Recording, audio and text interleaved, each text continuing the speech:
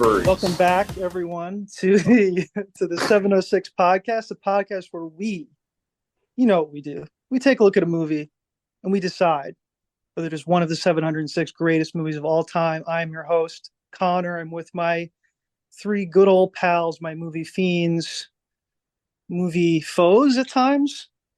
Let's hear it from Tony.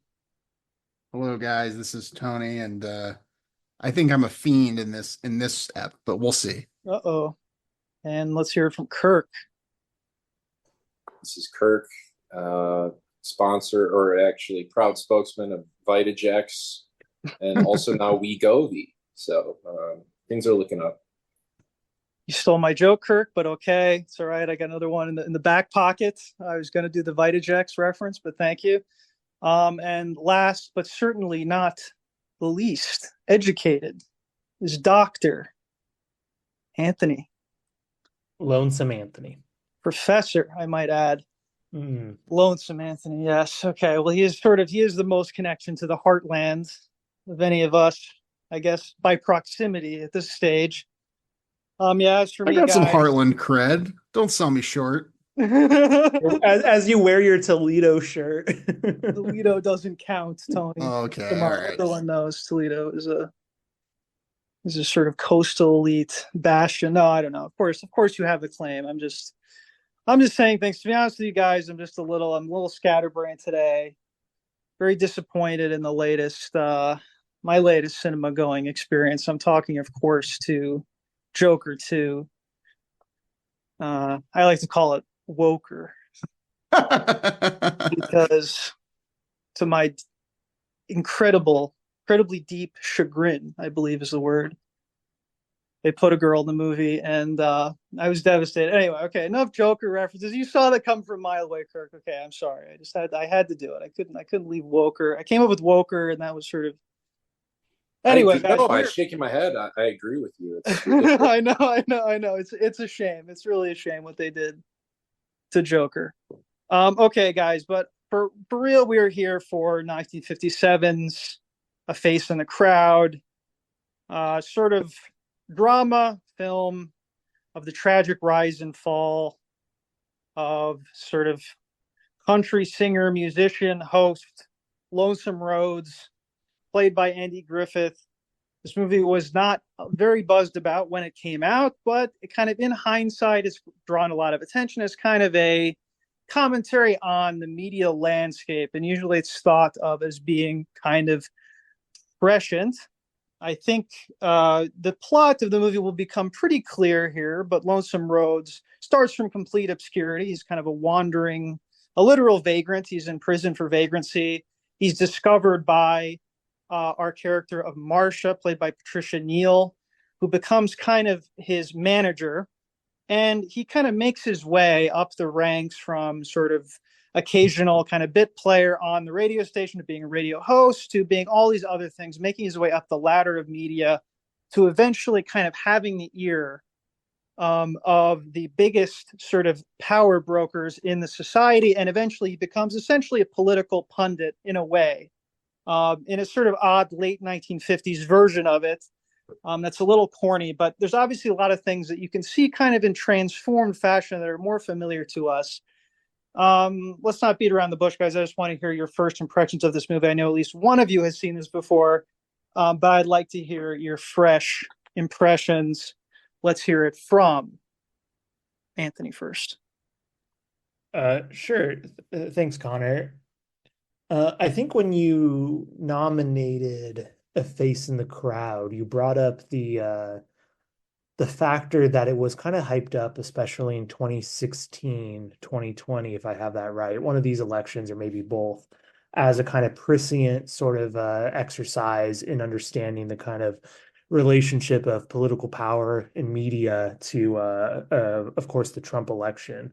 And I remember hearing that, but I didn't look into any of this. I didn't look into the arguments. I didn't look into the video essays that seemed to proliferate around that. But it still nonetheless kind of hung in my head in the background, watching this for the very first time ever earlier today. And when watching A Face in the Crowd, a couple of things which stood out to me in relation to that was this is an unfair criticism about the movie, but it sort of suffers because I watched Network for the first time not that long ago, which is another film that kind of plays on the kind of way media could influence people's thoughts and the way it could turn actual political power into nothingness or into a sort of joke, the way it could rob the seriousness of the world with a kind of levity and take it out at any moment. And the reason I bring that one is that one felt much more connected to today's kind of operatives in terms of technology and the media kind of system as we know it. Whereas this one felt a little older. It felt like an earlier model or something that I'm kind of looking at or I'm kind of thinking about. And in a similar way, I think Citizen Kane also plays with that since we did that episode not that long ago. And even that one, in some ways, feels a little bit more touched in our current situation, our current world, which may be a kind of an unfair thing to think about. But I say all that because then going to the actual movie, a couple of things that stood out to me is one, Andy Griffith and his performance, who I know of, like most people, I assume, from, of course, his titular show, in which he plays just the kind of folksy, everyday good cop, Andy Griffith. And I was not thinking about him as a serious actor. I've never thought of him as a serious actor. So it was really refreshing and interesting to see him kind of have this kind of country bumpkin sort of folksy role with a bit of a kind of seedier quality to him that's always kind of underlying from the very beginning of the film, just under the kind of control, something ready to kind of break out. But I also think the real star of the movie for me was Patricia Neal, who of course plays the woman who discovers him, Marcia. And Marcia to me is a much more fascinating character from the very get-go because I find there's something about her that just seems off. And I kind of am it's being pulled at by the edges of this media landscape that's constantly around her. There's something off, there's something dark, and there's something that almost wants her, I think, to do the wrong thing. That really intrigues and really fascinates me. So by the time we get to the end where she kind of exposes Lonesome, that actually, well, that maybe that'd be more interesting to discuss later on, but there's something there, the way she exposes him, that I just keep thinking about. I don't know how to put my finger on this like subtextual quality to it. I don't know quite how I understand her psychology there, but it keeps bringing me back to thinking about her and thinking about her relationship to everything that's gone on and where that character would likely go by somewhere after the film ends, where she would be 15, 20 years down the road, sort of fascinates me. The other thing about the movie that I thought was interesting is it's an Elia Kazan movie. And Elia Kazan's interesting because he has a reputation, ignoring, the kind of his political relationship, but a reputation as a filmmaker who's like really well esteemed and often talked about in pretty high circles or with high names. But when I look at his filmography, it does seem lacking at times. I suppose it mainly rests on like On the Waterfront or A Streetcar Named Desire. But watching A Face in the Crowd, I thought there was more, I don't know, visual eye, kind of like directorial talent than I had often seen in something like East of Eden or something. And at the same time, I'm often kind of interested in some of the choices he makes, and some of the kind of ways certain scenes play out, which feel hokey, I suppose, maybe just by hindsight, maybe just in our contemporary perspective. So maybe I'm beating everything around because I don't, or going back and forth and just kind of talking about sort of abstract, loose qualities because I don't fully know how I feel about it. There's things I really like, things I really admire, but I don't know if they're necessarily part of the movie. If it's just things I'm pulling from the movie or things I'm getting at, things I think are there, but I don't even know if they actually are. So I'd have to say I liked it with reservations, maybe. And I don't know if those reservations are going to be pulling me in a more positive or negative direction, Connor. So I'm interested in what you have to say. Well, as Lonesome Rhodes would say, you gotta love me, Anthony. Love me. Okay. Yeah, no, I think I really like you've touched on a lot of great stuff, Anthony. Patricia Neal's character, the comparison to Citizen Kane, which I had not made that connection at all. Network is a really great, fruitful comparison. Different vibe, different tone, because it's about 22 decades apart. But also kind of like same kind of vibe of like very, very highly written, very much like a writer's movie in the sense of like the dialogue is very flashy, that kind of thing. I think there's a lot of really good comparisons here. just going to table what you're saying. You can keep your reservations. I won't try to seduce you yet. But let's hear from your co-host for a moment. Let's see. Let's hear from Kirk. All right. So this was quite a hard pick for me. I remember thinking when I made the choice to go with your film, Connor, a couple years back when we filmed this episode. It was one where I didn't really feel as though there was a lot speaking to me on, an emotional level with the movie. I thought it might be an interesting kind of piece upon or about which to cogitate, right? To think about the various aspects, dynamics, sociopolitical implications and themes. And pretty much that's what I came away from it with. I can't say I found any real emotional connection to the movie, except for maybe in the last 5-10 minutes, and maybe not even then. It's hard for me to say that I enjoyed my time really watching the movie. At times I was amused. I think that's the most flattering word I could use to describe what I saw. I wasn't gripped. Anthony talked about like taking things out of the movie that weren't there. I think I was injecting things into the movie that weren't there, because I was conjuring all these analogs in my head and various pieces of culture and media that made this telling of this kind of story feel rather blasé and one note. It's a movie that might just be better if you're like a 13-year-old on one of the like North Sentinel Island, and you've like not met a Western person in your life. Because for me it did, it felt like I could, the movie never outpaced me, right?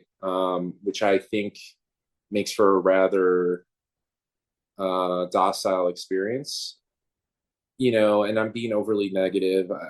Maybe I'm a victim to like all the YouTube critiques I watch of various things where, negativity is kind of the soup du jour at times with critiques. But I don't know. I thought it was overacted. So I will go against your statement on Patricia Neal, Anthony. I thought, she was kind of bringing things to that role that felt melodramatic at times. Like, some of these, dramatically lit shots of her pearl clutching or stewing in resentment. It just, to me, it felt like incongruous with what seemed, like a very kind of low stakes movie overall, at least at the beginning. The first two acts are very, very like,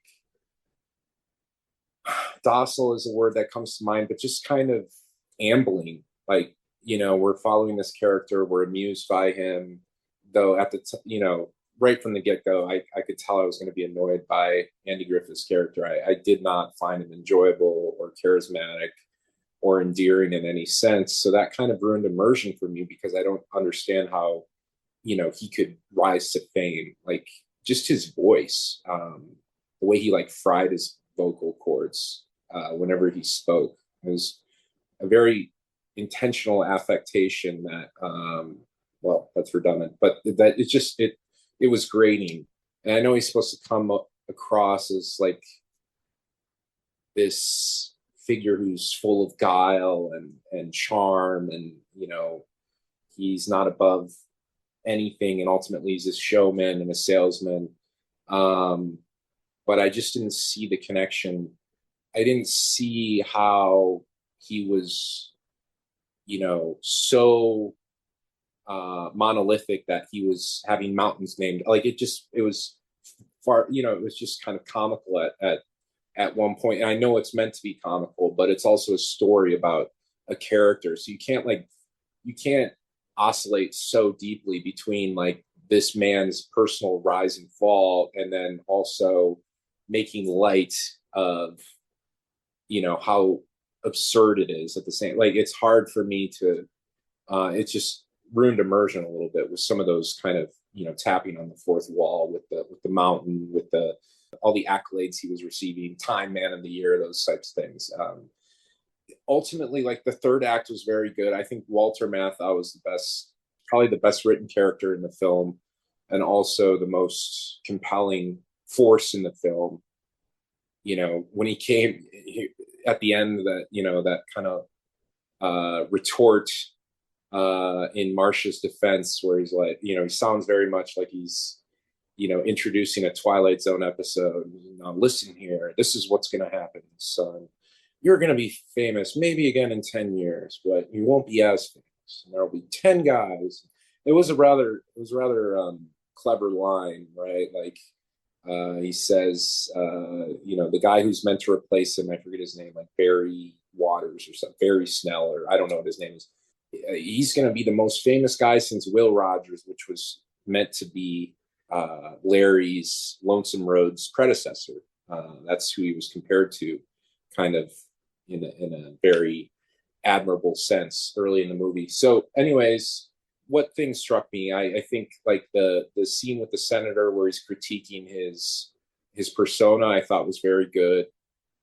I thought, yeah, a lot of, like, the entanglement between media and power was quite juicy. Juicy is a word, but the first two acts were a little too stale. So I don't know. It just felt like my meal had been spoiled by a subpar first few courses, when when the movie kind of decided to take itself seriously toward the end. I don't know, but in classic Kirk fashion, Connor, if you come up with a thesis compelling enough, I'm sure I'll be swayed. You can tell me that this movie was like, this movie influenced, caused the Vietnam War, and I'll believe you, and then I'll vote yes. So good luck. I'm sure you'll do swell. So. Okay, well, based on what we know about pulling a Kirk, I'm feeling very confident Kirk will come through for me.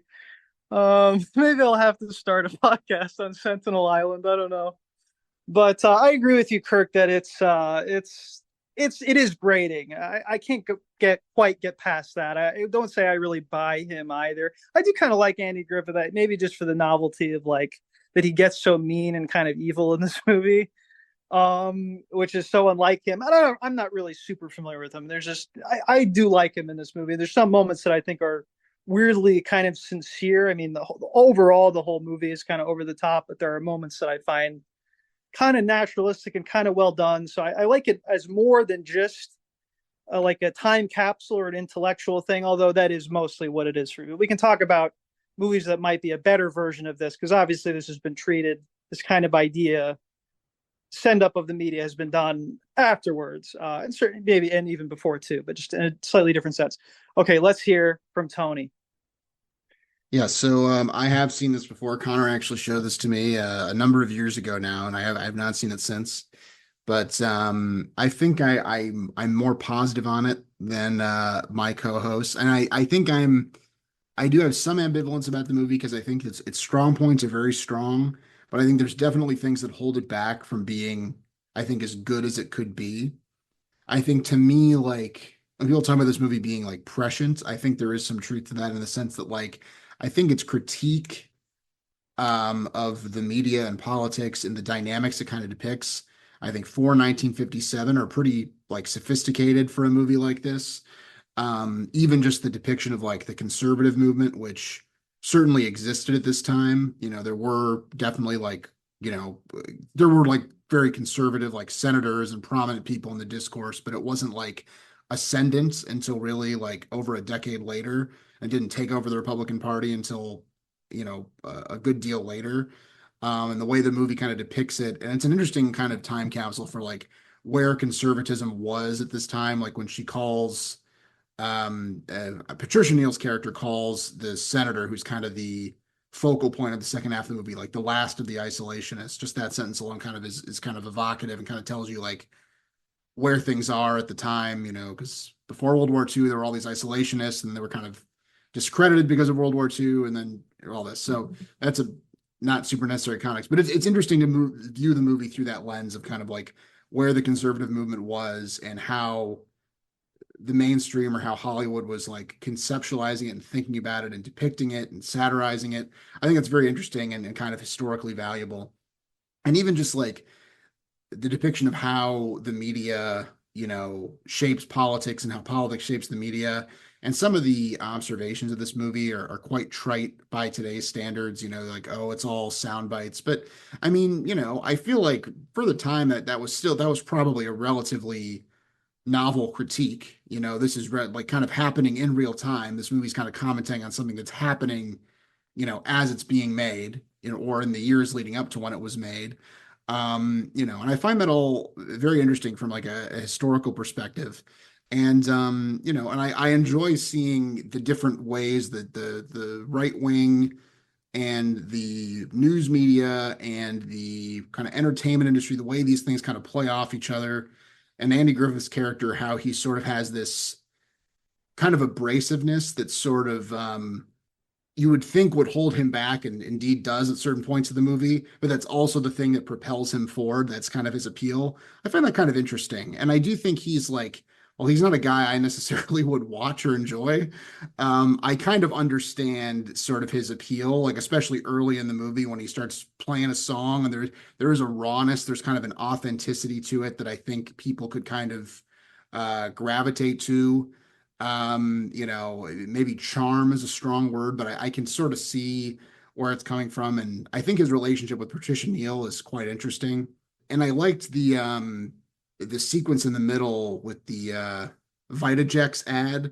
The Vitajex ad kind of becomes like this montage of success. I thought that was very cool and very kind of innovative in terms of the editing, in terms of the cinematic techniques. It felt, and the close-ups of his face as he's laughing, kind of in this like unsettling way. And I think that when you say Kirk, for example, not to call you out or anything, but when you say he's sort of like off-putting or whatever, I don't think Elia Kazan is entirely unaware of that. I think the movie is aware of that, and in that instance, at least, uses it in kind of a deliberate way. But I think it's very good. And I actually like the first 75% of the movie the most. I think when the movie pivots towards the end and becomes a little more serious, it starts to lose me a little bit because I think that it becomes a lot more kind of ham-fisted and kind of over the top. And when Andy Griffith is like, I'm evil now, I hate black people, it's just kind of like, all right, it's just so much, it's so over the top, and just like literally there's a scene at the beginning of the movie where he's like, look, a black person, I'm not racist. And everyone's like, wow, he is a good guy after all. And at the end of the movie, he's like, I was racist all along. And it's like, just like it felt very like writer, like the writer constructed that moment, and it felt very contrived, I guess is what I'm trying to say. And there were a few of his lines where like, I am the public, just sort of like it just felt like too much for me. And I like his character most. My favorite scene of Andy Griffith in the whole movie is the rooftop scene where he calls Patricia Neal over, and there's been another woman at his apartment a minute ago, and he immediately confesses to this. And their relationship's kind of vague. It's kind of not super well defined. It's like they're sort of romantic, but also sort of not. He's clearly screwing around with other women, and she seems to kind of acquiesce to this. And there is, I think, a moment of real pathos where he seems a little bit, intimidated or disturbed by what he has channeled or what he's kind of tapping into and the real power and potential of what he's doing before he later becomes intoxicated by it. I thought that was like a very human moment. And I think that scene, really deepens his character and I think makes his arc go down a little smoother, even if by the end, I think his evil is just a little bit too over the top. So I didn't like that. And then I think this movie's held back from being as cutting or incisive or as dark as it could be in certain ways. Patricia Neal's character, for example, I thought it was really interesting. That scene in the bar with her and Walter Matthau, where she's sort of explaining, kind of rationalizing why she continues to work with him. This is after he's betrayed her and she's had her heart broken by him, and we kind of assume that they're on the outs. She's like still working for him, still working for his organization. And she's like, well, I kind of keep him from saying the worst things he could say, or oh, I kind of, and the way she kind of just rationalizes her working in this like kind of evil system to this evil end, I thought was pretty like interesting and pretty sophisticated, especially for the time. So the way she is kind of redeemed by the end, I was a little bit disappointed by. I think it undercut her a little bit, her character. Her character I didn't think was as interesting as it could have been. And also, I think to me, and admittedly, this is my modern sensibility, probably this version of the movie probably wouldn't have been made, but I can't help but think that the the better satirical ending would have been she reveals him to be have all this contempt for this audience, and then it has no impact whatsoever on his popularity. He becomes more popular, right? That's the version of the movie that I would have probably enjoyed more. And the way he has to have this horrible fall from grace, in a way, too, it almost feels like it like lets the audience off the hook. We have to see him fall. We have to see justice done. Whereas in the real world, this guy probably would just keep succeeding.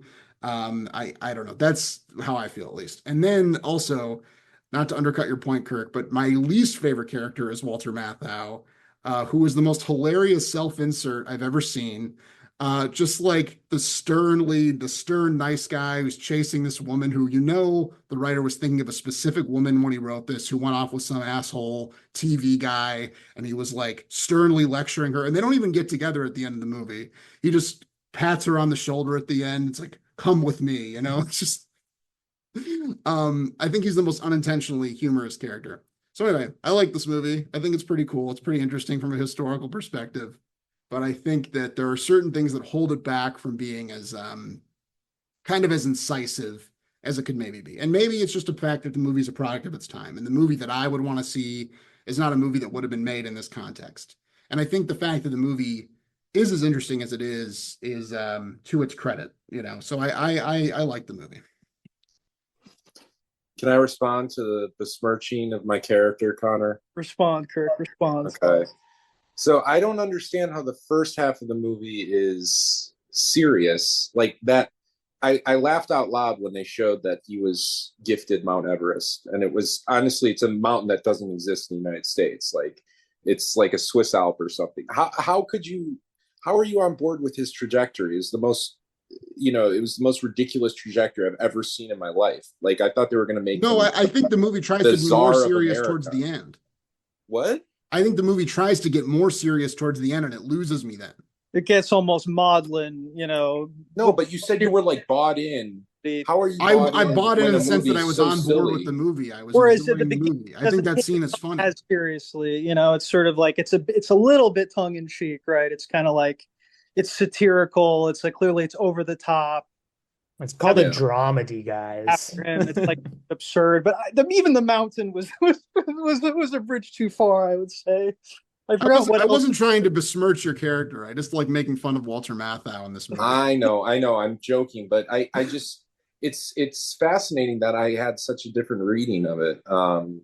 And I think with regards to like the Patricia Neal piece, those are the points that she expresses, but we're meant to understand that that's not what she truly believes. I mean, so I think the fact that it's not her real motivations aren't fleshed out, like, or is it just as boring as plain as she's enticed by money and fame? I don't know. Like, there's not enough of a solid foundation of them earlier in the movie for me to really understand why I should give a shit about their potential romance or lack thereof. But I don't know. Maybe, and on Mathau, maybe he was just the antidote I was so desperately craving, because throughout the movie, I just felt as though why are people gravitating towards this guy? I didn't really find him entertaining to begin with, but I don't know. Alas, that's why you have to read the book, Kirk. Demagogue and Denim. Yeah, he used also kind of like a sort of an incel speech about like, women do like bad guys, like, yeah, I'm a little resentful because she's like, you're being kind of mean right now, like you're being very passive aggressive. He's like, yeah, well, most nice guys actually are deep down. It's like, it's very awkward. He's like, there's kind of a proto red pill sensibility, which I think he clearly is an Elia Kazan kind of insert. But to make it more serious, yes, I think that character is supposed to be something like, the good side of media, that he is taken along by Lonesome Rhodes too, but he has the power at least to expose him, just like Marcia does, that there's a hope that the good forces of, in this case, this like college educated man will sort of set things right by publishing this great expose. But okay, if I can, I'm going to make like a fully sincere defense of the movie. Usually I'm like, oh, you're right. Like, I like it for this, I like it for that. Here's what I think. I don't think Lonesome Rose, I think, yes, it's exaggerated how he rises to the top. But let's think about it, right? I think to begin with, there are moments of, what is his appeal, right? Originally, we start as this idea of the voice in the crowd or a face in the crowd, right? This idea that Lonesome Rose is someone who comes from the people, right? And this is like a huge fascination to going back to, we kind of think of, and I think even the scene in the jail reminds me of kind of 1930s kind of Depression era hobo imagery, kind of this idea of this sort of the Depression era kind of Franklin D. Roosevelt vision of America, of American types and of the American people and our folk songs, and this kind of populist, sort of left-wing populist idea of American culture, and that this is what we have to harness. And people, obviously, there was a huge business that started up. Not only did the government, hire people to go out and record folk songs, right? People made money by recording Delta blues musicians who were otherwise undiscovered, right? It sort of became also a very commercial thing as well. But there was this idea of this power coming from the bottom up, when there was a sort of complicity and a sort of important role of the elites, even in that kind of populist movement as well. And I think this movie is kind of astute in pointing out that when Patricia Neal's character goes into that jail, she says, in a way that's like kind of a tell. I mean, who would actually say this? She says, I went to Sarah Lawrence, that's a college, and there I learned that the real music actually comes from the people, right?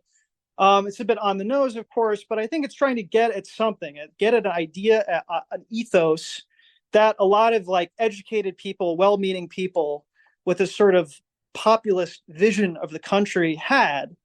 And that's where this interest in this music came from.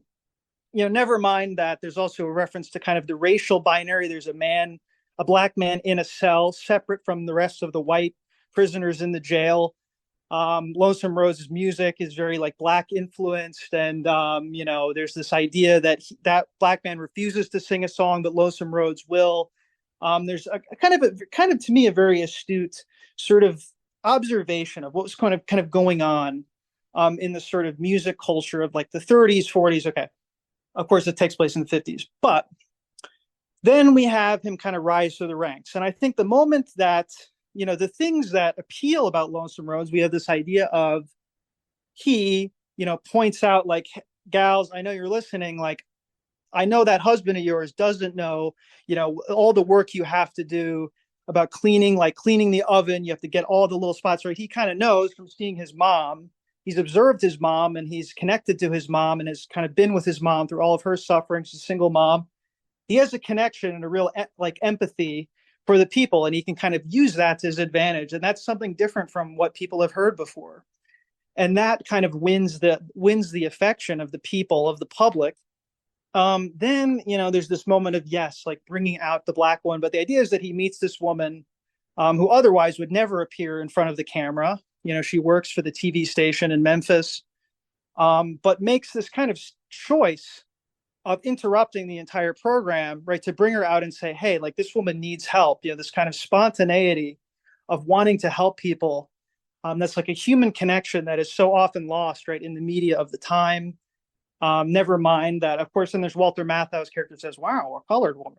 We'll figure that. But I think you see kind of his hypocrisy and kind of his fecklessness a little bit in the way that never would have occurred to him, whereas it does occur to Lonesome Rose. I don't think it's a stunt by Lonesome Rose. I think it is kind of sincere. Obviously, he kind of wants the affection of the people, right? And so I think that kind of sets him apart. And I think then as time goes on, then it gets a little bit different. It gets we enter kind of the Madison Avenue sort of realm of things. And then he kind of seems to lose his touch, and the world that they create, that they try to pitch to the masses, I think we're not supposed to like it anymore. There's no redeeming qualities. It seems like it is this kind of ugly, hokey caricature the Cracker Barrel, right? This hokey caricature of like down home, country America, right? And particularly this kind of these Southern stereotypes that have a long history too. And so I find there's something actually kind of pretty observant, though, of course, like it's absurd. Like it feels so like jarring to kind of see that. But I think this movie does capture something that was very interesting. For instance, like I think you see the moment where, yes, this General Hainsworth is introduced. General Hainsworth, kind of takes Lonesome Rhodes under his wing and wants him to be kind of his media guy, sort of his connection to the media, collaborates with the Madison Avenue people who did the advertising. And he says, like, look, here's what I believe. I believe that from the ancient Egyptians on, every society has been led by a strong elite.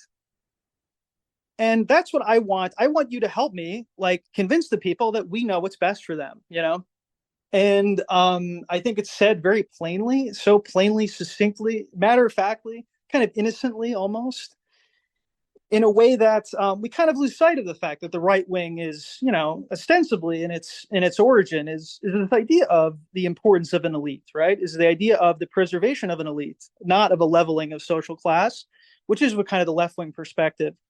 Obviously, now it's like this saying such a thing would be incomprehensible in American politics because our way of thinking about right wing and left wing and elite and powerful and income inequality and all these things is so mixed up. We've kind of so lost sight of what these things of this idea of right and left wing in terms of the economic system that it feels so strange. And obviously, this General Hainsworth does feel like a dinosaur and he has like a British accent and stuff, but I think it's kind of fascinating to see almost this origin story, which I'm not saying is 100% accurate to what really was happening, but it's a very clear, kind of concise vision of how this idea of this kind of right-wing populism kind of comes about. And okay, that's the Trump connection, right? But I wouldn't say that this movie predicts Trump.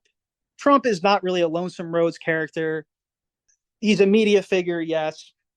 He's very different vibe, being from New York and being on TV. Okay, there's something about that. But I think to me, as Tony was saying, this idea of, the hot mic going off, the hot mic capturing him, basically saying that he's disrespects his audience. He says, "Good night, you dumbasses. Good night, you fools." He says a bunch of probably not even very profane synonyms for that. That's this hot mic moment that becomes a scandal that literally, as he goes down the elevator, his career is over. And we can think of, okay, cancellation, right? That idea. But we can think of also in politics, like moments like Howard Dean's yeah, or like things like that, things where people were destroyed over, comparatively small things. In this case, I think Tony's right that like today it's almost hard to imagine, though of course it could happen depending on what it was and depending on who their supporters were and stuff.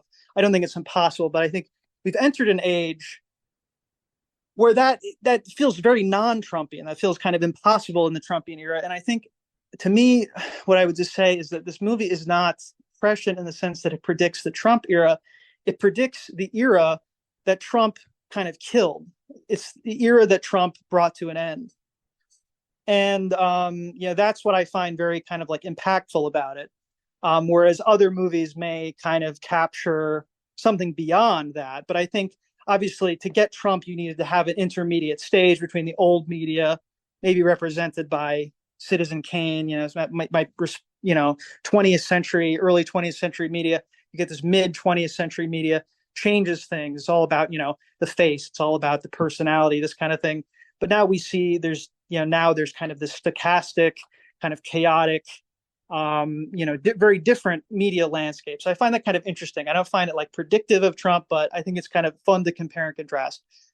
Anyway, sorry, I just had to get my spiel out, guys. But does anyone want to weigh in and fight back against anything that I've said or take the gloves off? Well, I was thinking it's like the Zizek, right? The postmodernism comes before modernism. So if this is like the modernist take that's been killed off, Citizen Kane is actually the postmodern film, right? Right. That's the direct analog to the Trumpian sort of moment. That's true. That's interesting to an extent. Orpheus agrees. I'm glad. So could you just expound upon the pre-Trump era? Like, you kind of touched on cancellation. Are you positing that it's impossible to be canceled now? Is that what you're saying? I mean, it exists. That certainly holds true for Trump, but I would say we're at a more sensitive time than ever. Right. No, I agree, Kirk. But I think somehow when we see a face in the crowd, we see, oh, isn't that crazy how a guy can be destroyed, so quickly because of the nature of this media. Like that's the shock. That's the shocking moment, and it's a comeuppance because just as he rose, so does he fall, right? And it's a shocking moment in the movie, right? But then I think for us, it's more the expectation. It's become the expectation. We're not surprised at all, right? Like if someone is caught on a hot mic, it's more the expectation, and we kind of hold our breath. When someone says something, a sportscaster says something racist, you kind of say, "Ooh, that's it for them," right? And we've perfectly accepted that that's kind of what's going to happen because we understand how the media works. But now with a figure like Trump, Musk, whatever it is, there's people who seem to be able to get away with things, which that is a violation, obviously. But the fact that there is a violation tells you that could be like the next step. You know what I mean? Like you fear kind of that spreading to the rest of society. Like, are we losing this vigilance? So I agree. Obviously, you could say that cancellation is much more common right now, and that's true. But I think this idea of kind of immunity, the idea of having this rabid audience that actually will not turn on you no matter what you do, that's sort of our moment. And obviously it's not representative of the entirety of our culture, but it's sort of an emergent aspect of our culture, and obviously other cultures too, other right-wing figures and populists and left-wing figures too, I'm sure. That's what I mean, if that makes sense, Kirk. Yeah, I mean, you present an intriguing argument. I just wonder, is it entertain? Like, did this movie entertain me? Right? Did I come away feeling in any way moved by the film? And maybe that's maybe I'm moving the goalposts unnecessarily for this film. Maybe it can just exist kind of as this mildly stimulating intellectual exercise and these various societal forces. I don't know. One analog that did come to mind is Lonesome Roads, the precursor, I guess, not only to Trump in your eyes, but the precursor to the Hawk Tuah girl. So is this or and this is gonna really fuck me over, or like Taylor Swift, or I'm trying to think of kind of these other, trying to drum up attention for the podcast by going after Swift. Yeah, well, stir the hive hornet's nest. I don't want that heat. Sure. No. Only the only thing they share in common is what seems like a genuine connection to a way of life or disposition that might feel lost to us as we're so dispossessed these days. And we feel as though there's somebody talking to us that's still grounded, almost like they came in on a time machine.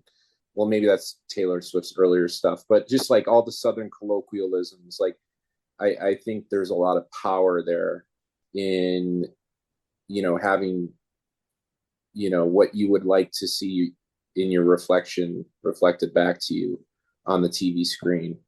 And so that's what I guess I can understand Lonesome Roads is offering the audience. Yeah, but it's it's a very warped version of, and there's a lot of kind of contradictions, as we notice, right? He's somebody who doesn't necessarily land the plane. Not only talking in the last part of the movie with the kind of the exposure of his hypocrisy, but just in general, he seems very respectful of women, but then at the what Juvenex or whatever that's called, he's chasing women, chasing secretaries out of the room. I just think there's, he's obviously a misogynist, but then maybe I'm applying today's values in a way. I don't know. Also, another figure who came to mind is Vince McMahon, but there are these kind of cultural comets that we see, and you wonder what were the ingredients that contributed to to the fame that we see. So that's what intrigued me. Yeah, no, I mean, I think of like, this kind of has a bit of commentary on like the Nashville, country music industry, like of the time, which I guess Taylor Swift sort of comes out of in a way, in a very distant way. But I think I agree. Yeah, I think we do hunger for that to an extent. I think we want these populist heroes still. I think that would be effective. Maybe we also want people who are kind of escapist heroes or elevated versions of ourselves and things like this. But to talk about an analog, I'd say I just picture like, George Bush going backstage, George W. Bush, that is, going backstage with like, hey, we like the beer thing, like that's good, and like kind of play up the Texas thing, keep doing that. People really like that. And people did like that. That was effective and it was considered very effective, which feels kind of completely like sort of foreign to us now. I mean, I can't imagine anyone like seriously being like, yeah, like I like the Texas thing, like play it up, unless like you already had a brand and then you wouldn't even be having that conversation because unless you have the brand, you're not even coming to the table. I think we're just such a more advanced stage of like the mediatization of politics, but and now it's very different too because of like social media and stuff like that. But we're kind of running out of time, right? We should probably, Tony, will you weigh in here? Yeah, I mean, it's interesting just because I mean, this is the juiciest stuff here. I mean, just to see how the parallels, because I think it's like, in a way, I think Taylor Swift is the closest thing to a Lonesome Rhodes now, because like he has 60 million people in his audience, and America, a lot fewer people lived in America back then. So that's an audience proportionally that nobody in this country commands, short of, national political figures. And Taylor Swift is the only one who comes anywhere close to that. And she's still nowhere close to that. But in terms of the mass appeal, in terms of to use kind of a memed word that's overused, the parasocial element, which you see in this movie, the idea that, all right, Anthony's giving me an assist Live here. fact 171 million people in 1957. numbers. So like 40% of the country basically is listening to this guy, right? So that was actually pretty much the equivalent of like uh, who likes Donald Trump. But yeah, Taylor Swift would be the closest analog in terms of a pop culture figure, who's starting to kind of wade into politics and who has that connection with the audience in terms of, it's like, oh, this person is my friend. This person understands me. This person sees me.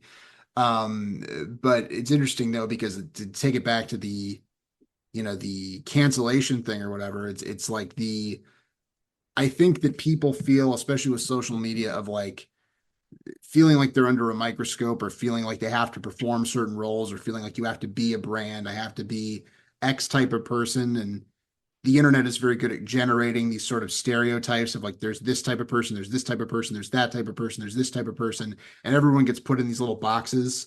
And you're kind of expected to kind of play like a role. And I think that, in a way, like the appeal of someone like Trump, and in this movie, Lonesome Rhodes, is his resistance to being boxed in that way, and the way that he does things that he is not supposed to do. He's not supposed to say. The fact that he is kind of defying the sponsor early on, or he does these things that are counterintuitive, that should sabotage his career, are the very things that kind of propel him further onward, right? And I think that, like, I hate to just make this movie a reading of Trump, but this is what I'm thinking of in this context of like the cancellation thing of like, we live in this more sensitive time, and you see people whose reputations are destroyed over, relatively trivial things. And then this person who's transgressed seemingly every boundary and without any sort of adverse impact.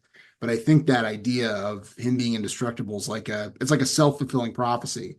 The fact that he's indestructible is what makes him appealing, because it's like a wish fulfillment. It's like this idea of, if you're someone who's afraid that that's going to happen to them, if you're someone who lives in fear that what you say is going to bring you down, there's sort of this figure for whom it is indestructible. And it's sort of, that's what you wish you were indestructible. You want to be indestructible like that.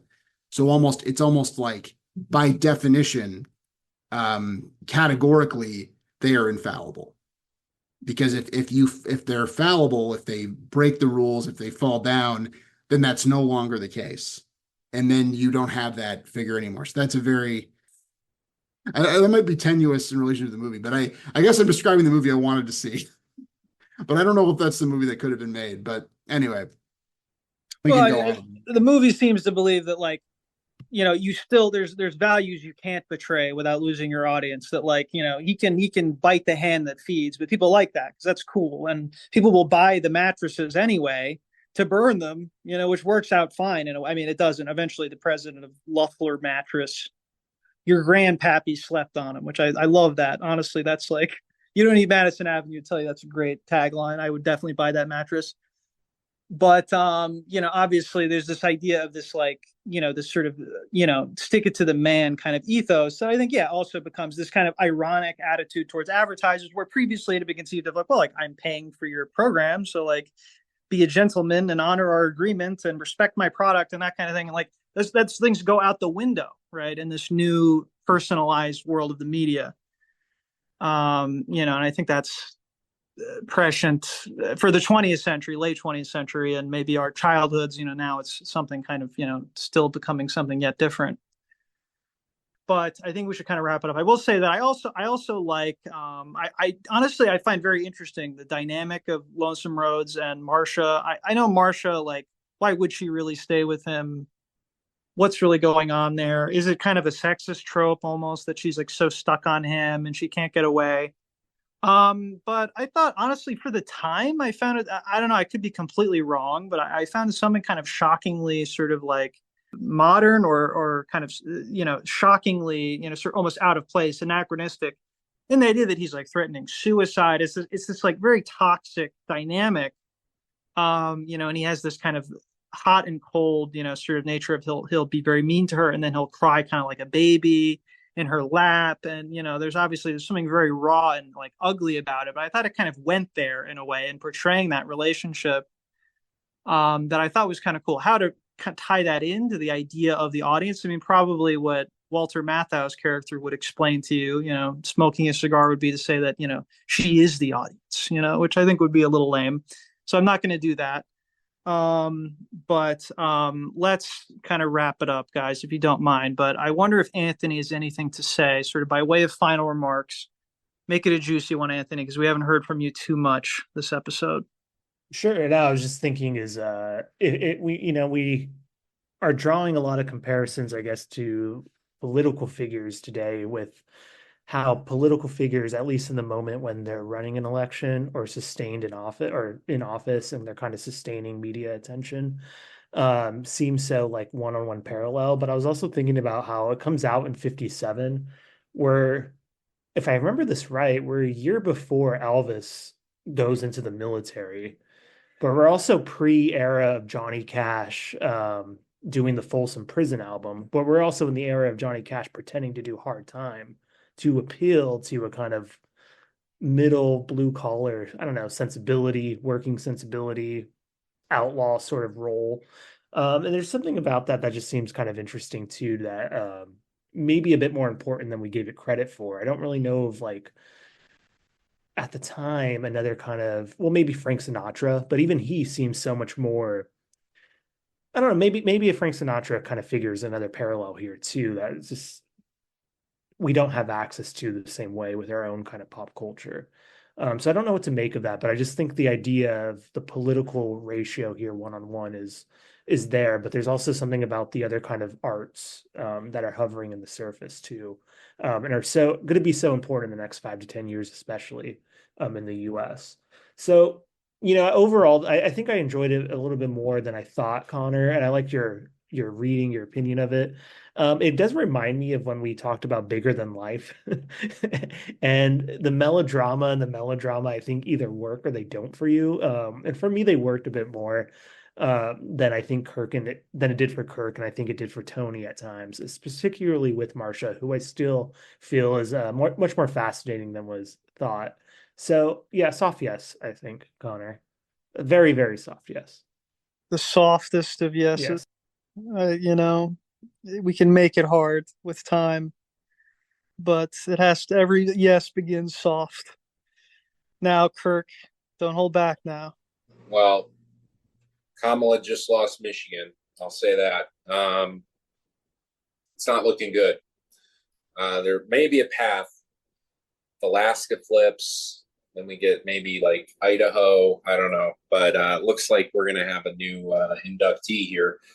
I will say the one thing that would make me vote yes for this movie would be if at the end, instead of his ruin resulting from some disparaging remarks to his audience or about his audience, it turned out like Taylor Swift's that he was from Reading, Pennsylvania, and it was all an act. That would be a mind fuck. But no. So I guess Tony and I have to think about what could have been, as I vote a ceremonial no here. With my spine intact for the first time in these 9 years that we've been creating this podcast. But I don't know. It's fun. It's a fun movie to have in the memory bank. I'll say that. I didn't enjoy watching it really, which maybe I overvalue. Maybe I should, not care so much about the experience and more about the imports of what I'm seeing. Anyways. Thank you, Kirk. As Walter Matthau's character would say, more like loathsome roach. Okay, my accent suffered. Tony. All I want to know is what is Elia Kazan going to do about inflation? I need a plan. I need bullet points, and he's just not giving me any straight answers. I agree with him on all of his other politics. That's just the one thing I want to know. I'm in the middle on this one, honestly, but I think I am going to go yes because I think it is historically very valuable. I think Connor pulled a lot of good juice out of it. And I think it's a very kind of sticky, kind of resonant movie. And I think it's cool. I enjoyed it. I enjoyed watching it. So I'll say yes. And it's in, folks. That's all that matters. We made it into the 706. Another one for Elia Kazan. Elia Kazan, the all-time greatest dime dropper. Hollywood history. Gets one in. He deserves it. Yes, famously, the House Un-American Activities Committee, he testified. I don't want to just let that slide. Obviously, it was very bad. He ruined the careers of many of his old friends, kind of for very petty reasons. But his movies are interesting. And this one, I think, is very fun. Okay, as Tony was reminding me, it is that time of year. The reason for the season. It's coming up very soon, end of this month and beginning of next month. You know what day it is. All Saints Day. I can't wait to celebrate with you all. And I think it would be fun if all of us had a saint movie, maybe a life of a saint you could recommend for this August day. I don't know how many saints movies there are, but there must be some good ones out there. Maybe about Jesus. Is Joan of Arc a saint? Joan of Arc's a yeah, saint, definitely, right? Yeah, definitely. all the different Okay, Joan of then I Arc have films. mine. Yeah. So it's the big day, guys. So whatever you've got, you can recommend. I just hope you won't recommend anything based on the satanic Celtic folk holiday, which is Halloween, which is also made up. And I'm not the biggest fan of, but no, just kidding, guys. Let's hear the spooky movies. Come on. I think Here. Tony. Tony, did you go least I'm pretty recently? sure I was least recent. Yeah.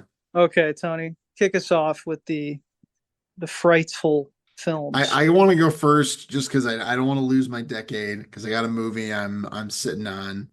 Okay. And then I'll have Anthony second, Kirk third. So all right. So I guess I will go ahead and pitch. This is a movie I pitched before. It's one of my favorite horror movies. It's a movie I've been dying to do on the pod for a while. This is the Blair Witch Project. It's time. I don't know if who's seen it? I know Connor has not. Anthony's just Anthony. Okay. Oh, So are you two of talking about haven't the seen- original, Tony? Or are you talking about the remake? I'm talking about Book of Shadows, the sequel.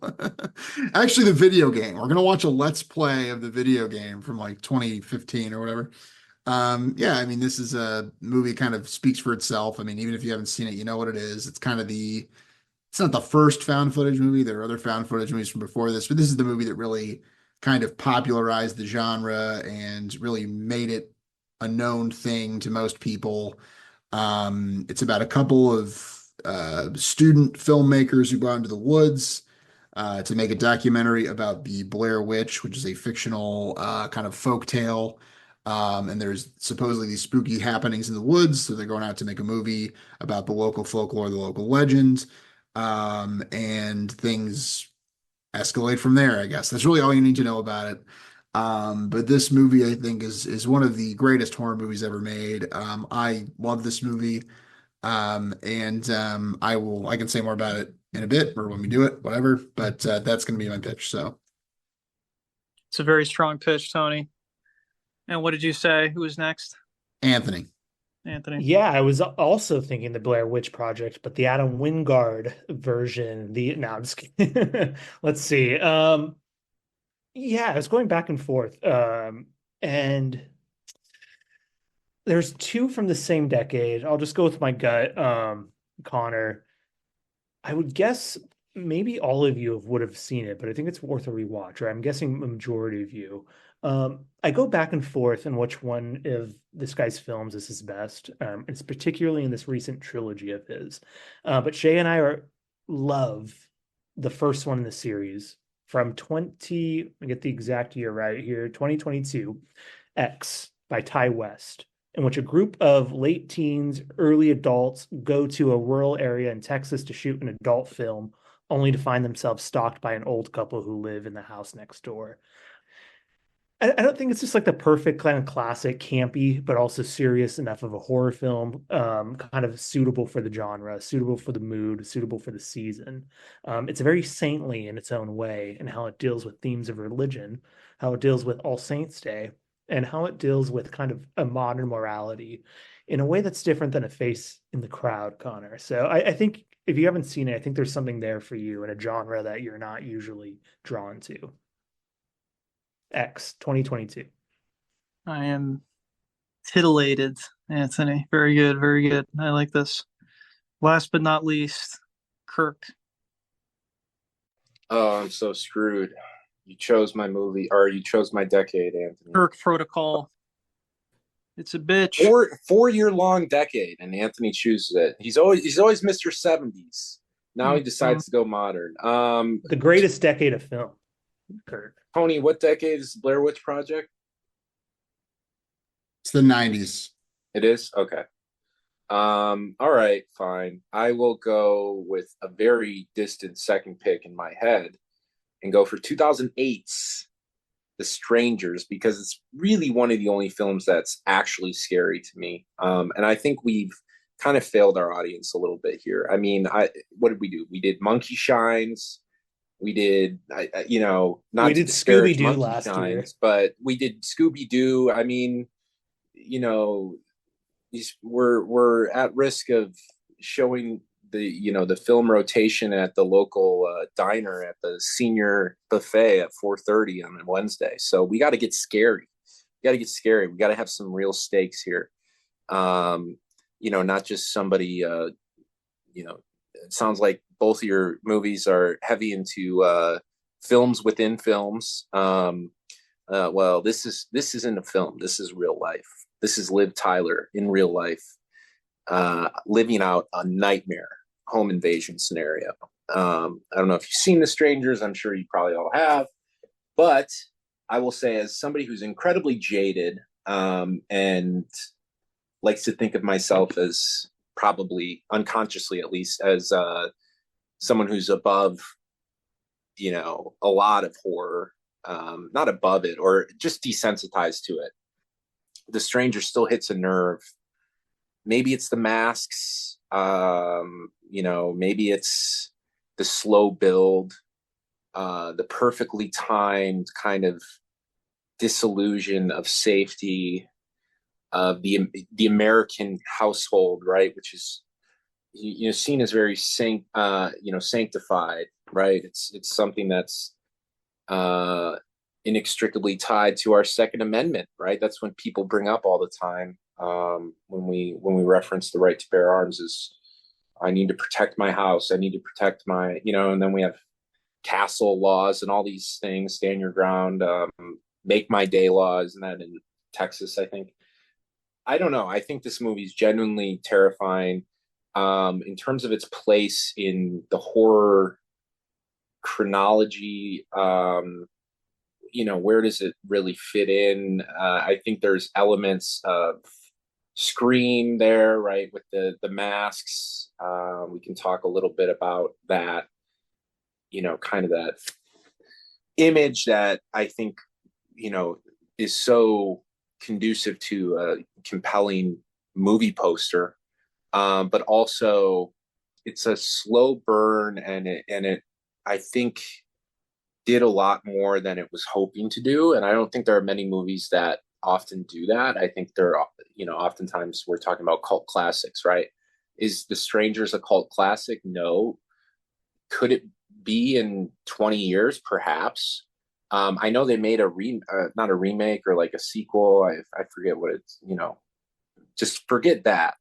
That's has no relevance to this movie, but it does show you that it's still on the minds of people some 16 years later. So and maybe I'll tie it in with I don't know, I'll talk about how Obama was the stranger all along, and our houses were being invaded. We'll figure it out, Connor. We'll make it relevant. We'll make it meaty.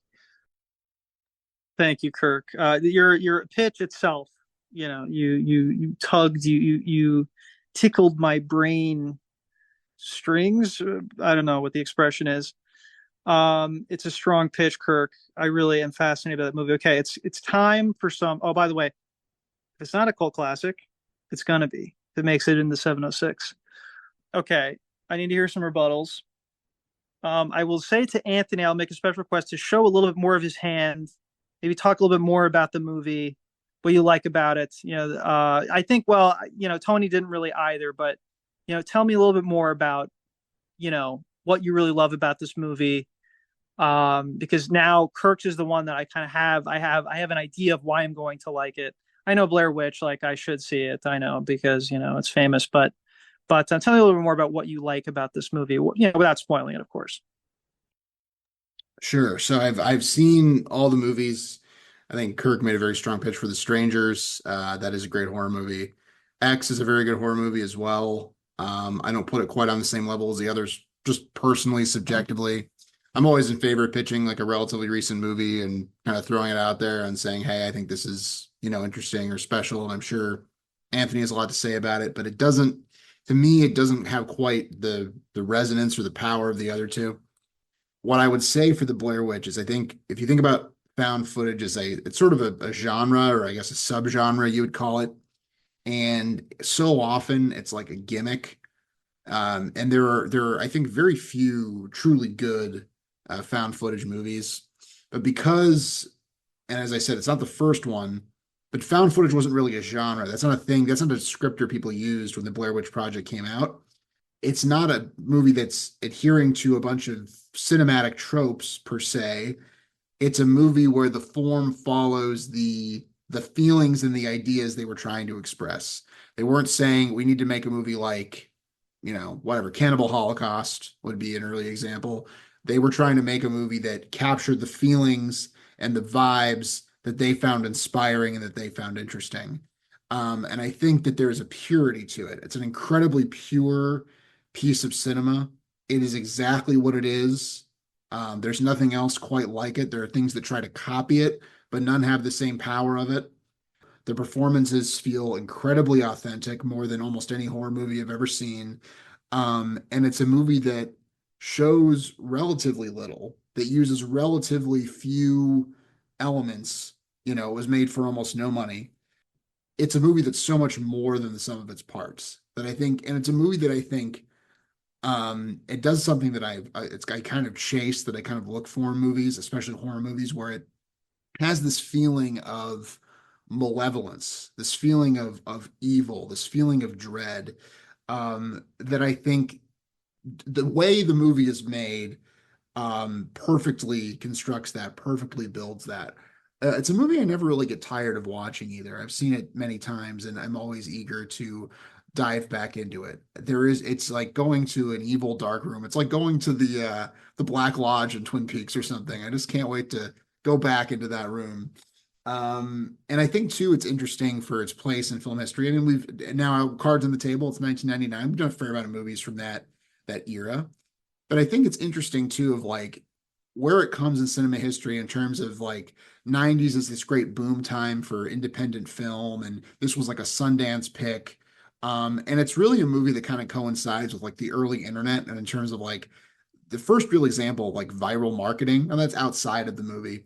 But this movie could really only kind of come out and blow up in the way it did at the time it did. Now you had later things like Paranormal Activity that tried to kind of ape its marketing strategy, but it's not the same. And the idea of you had this movie that cost basically no money, made by a couple of unknown indie filmmakers that blew up and became this cultural phenomenon that changed cinema forever, I think is very cool from a film history standpoint. So it's a movie I have a tremendous amount of affection for. Yeah, anyway, I could say more about it, but that's my pitch for Blair Witch. Okay. Okay, it was a strong pitch. Okay, maybe slightly more concisely, Anthony. No offense. Have you seen X, Connor?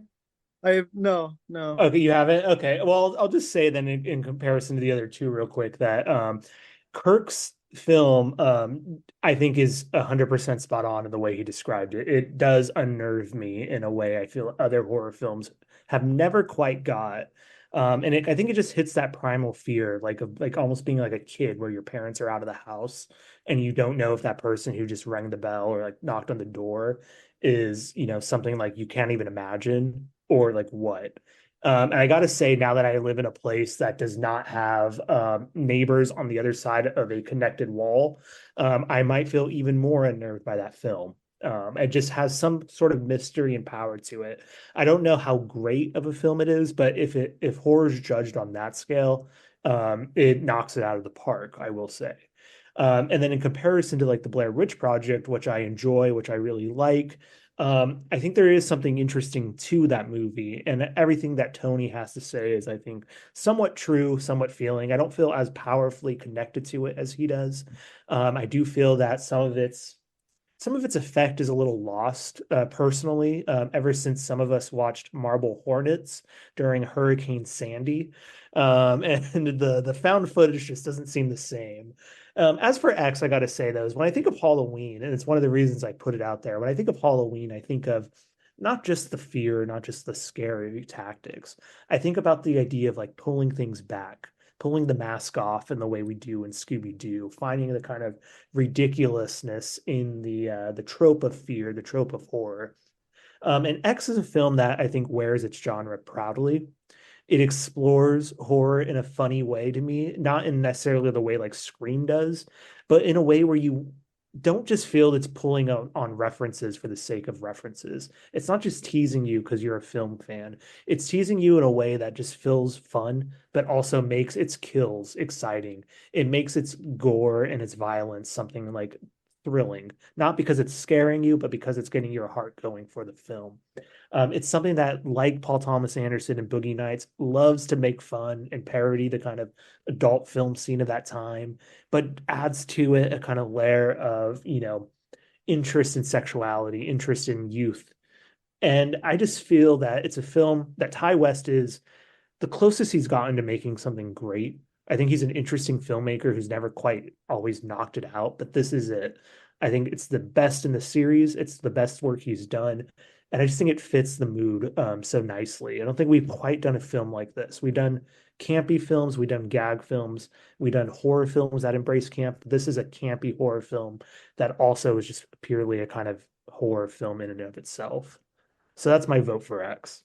I see. I see. Thank you, Anthony. I think I see now what you're getting at with this pick. And Kirk, Have you seen The Strangers, Connor?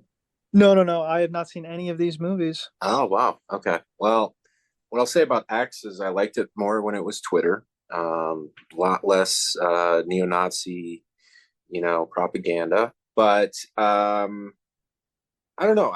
I've not seen the other two.